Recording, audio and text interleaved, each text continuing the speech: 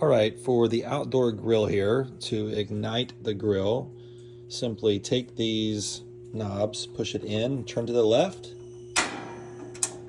and there you go. It might take a couple tries, but the grill is on.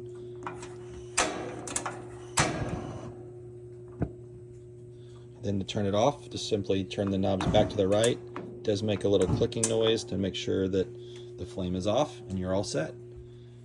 If for any reason, in case of an emergency, the fire extinguisher is on the wall right there.